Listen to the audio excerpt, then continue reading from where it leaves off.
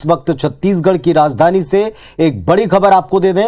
रायपुर में एसबीआई के एटीएम में भीषण आग लग गई। सदर बाजार में ये एसबीआई का एटीएम है जहां भीषण आग लगी है। फायर ब्रिगेड ने आग पर काबू तो पा लिया है, लेकिन आग क्यों लगी और कितना नुकसान हुआ इसके बारे में अब तक ठोस जानकारी नहीं। कोतवाली इलाके का मामला है, तस्वीरें आपको दिखा रहे हैं। ये आग, इस पर काबू पा लिया गया। आग लगने से एटीएम जलकर खाक हो गया। कितना नुकसान हुआ है भीतर और किस वजह से आग लगी अब तक स्पष्ट नहीं है। फायर ब्रिगेड ने इस आग पर काबू पा लिया, लेकिन भीषण आग थी। तस्वीरें जैसे आपने देखी, कारण अज्ञात है कि क्यों आग लगी। क्या शरारत थी या कोई दुर्घटना थी, ये अब तक स्पष्ट नहीं है। फायर ब्रिगेड मौके पर मौजूद रही और उसके बाद आग पर काबू पाया गया। दोनों तस्वीरें आप देख पा रहे हैं, कुछ देर पहले की जब भीषण आग लगी थी और कुछ देर बाद जब आग के ऊपर काबू पा लिया फायर फाइटर्स ने, फायर ब्रिगेड की टीम ने। कोतवाली इलाके का ये मामला है। एसबीआई का ये एटीएम स्थित है जिसमें भीषण आग लग गई। सदर बाजार का एसबीआई एटीएम था जिसमें अचानक से आग लगी। काफी नुकसान होने की आशंका है, लेकिन कितना नुकसान हुआ है और आग क्यों लगी, किसी की शरारत थी या दुर्घटना थी, इसके बारे में अब तक पता नहीं चल पाया। तस्वीरें आप देख पा रहे हैं, दो तस्वीरें। स्टेट बैंक ऑफ इंडिया का, भारतीय स्टेट बैंक का ये एटीएम है जिसमें सदर बाजार में जो एटीएम स्थापित था उसमें अचानक से आग लगी, भीषण आग लगी।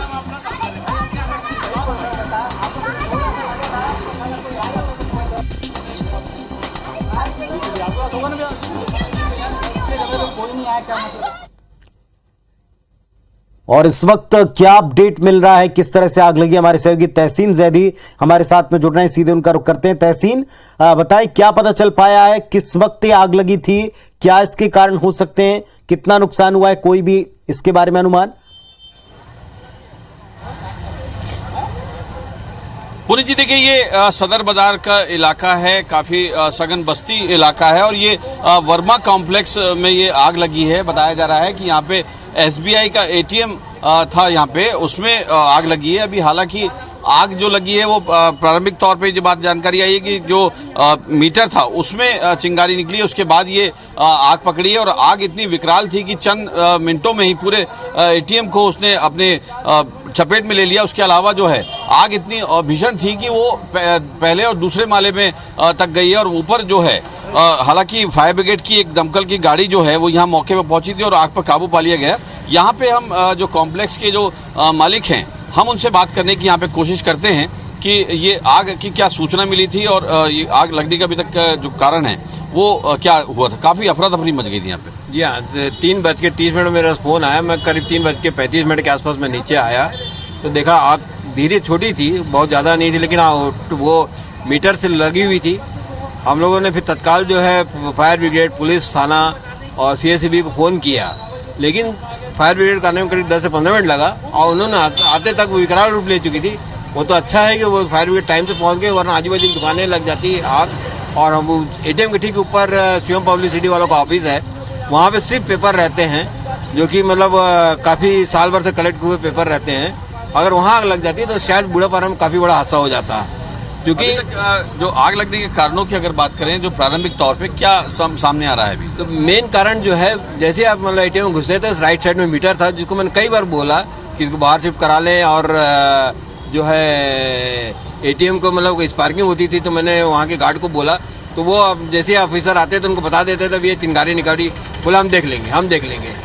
लापरवाही जो है मुझे लगता है कि स्टेट बैंक एटीएम मतलब जो भी ऑपरेट करते थे उनके माध्यम से हो रही थी, जिसका आज परिणति है ये हादसा हुआ। अच्छा हुआ एटीएम में कोई मतलब ग्राहक अंदर नहीं फंसा। निश्चित तौर पे जिस तरीके से खुद कॉम्प्लेक्स के मालिक इस बात को बता रहे हैं कि एसबीआई के अधिकारियों को कई बार बता चुके थे कि यहाँ पे आग लग सकती है क्योंकि इससे पहले भी चिंगारी छूटी है, तो किस तरीके की लापरवाही यहाँ पे आई है और किस तरीके की अफरा तफरी मची यहाँ पे आप जब आप पहुंचे? देखिए, चूंकि ये एकदम बाजार के बीच का एरिया है, वो तो ये कह लीजिए गणेश उत्सव कल विसर्जन झांकी थी जिसकी वजह से आज भीड़ भाड़ बाजार में कम है और एटीएम में भी लोग नहीं थे, इसलिए किसी तरह के जनहानि नहीं हो पाई।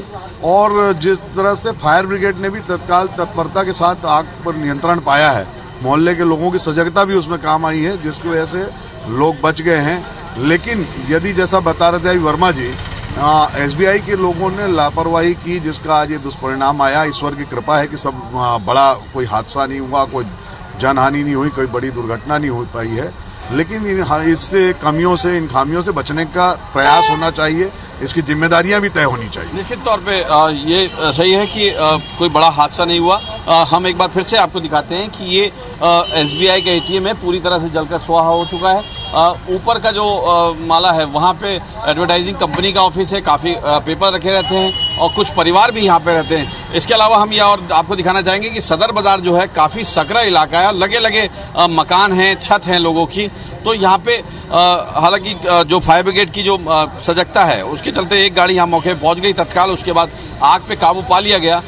लेकिन जब ये आग लगी तो काफ़ी अफरा तफरी का यहाँ पे माहौल बन गया था और लोगों में काफ़ी भगदड़ हो गई थी, क्योंकि लोग जो हैं ऊपर जो रहते हैं वो नीचे आ चुके थे और उसके बाद जो है काफ़ी अफरा तफरी का माहौल था। फिलहाल अभी जो है आग पूरी तरह से काबू पा लिया गया है और अभी भी, लेकिन यहाँ पे जो धुआं है वो काफ़ी तेज़ है। उसकी वजह से यहाँ पे जो लोग हैं, स्थानीय लोग, वो सड़कों पे हैं, क्योंकि जिस तरीके से धुएं की वजह से लोग जो ऊपर रहते हैं उनको सांस लेने में काफ़ी दिक्कत हो रही है और अभी भी लोग काफ़ी बड़ी संख्या में सड़क पे यहाँ पे मौजूद हैं।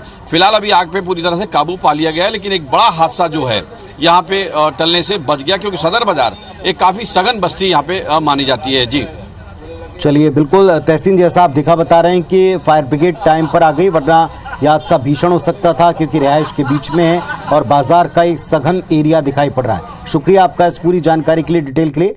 तो जैसा हमारे सहयोगी तहसीन जैदी हमको दिखा रहे थे कि एक बड़ा और गंभीर हादसा हो सकता था, एटीएम में आग लगी है और जो बैंक है उसकी लापरवाही, उस टीम की लापरवाही इसमें बताई जा रही है। पहले भी कई दफा वहां स्पार्क निकलने की शिकायत की गई।